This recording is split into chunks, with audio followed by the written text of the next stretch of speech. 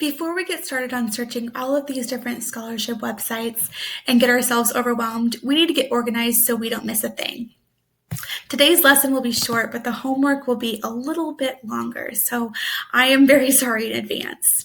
The good news is you can absolutely watch Netflix while you do this homework, but maybe choose a show that you've seen a few times so you don't get too distracted.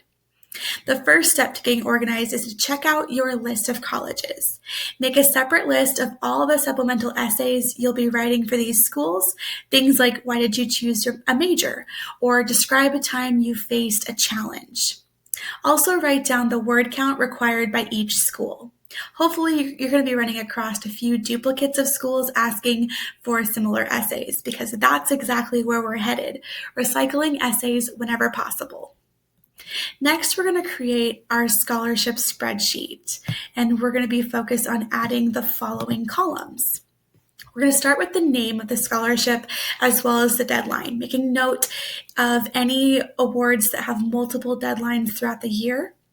Then we're going to add the amount, as well as making sure that we note any multi-tiered amounts for awards.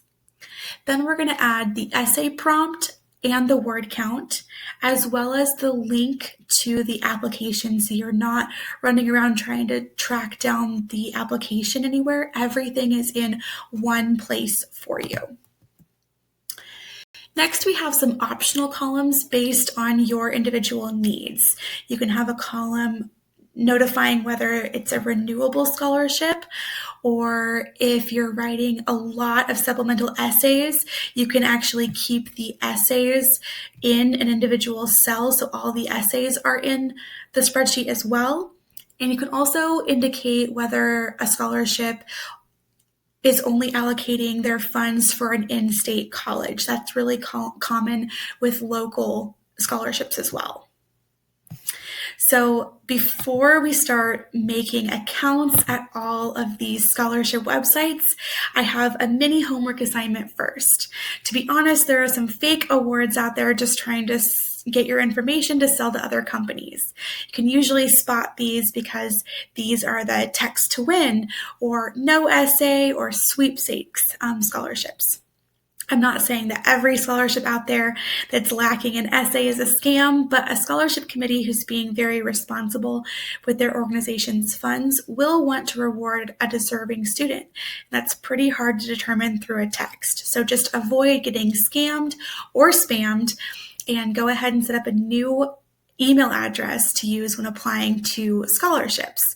You can just check this once a week and be fine. You don't need to be checking this every single day. That's perfectly fine. So the same goes for accounts you create on FastWeb and these other websites. You can just use the same email address and designate it as your scholarship email address.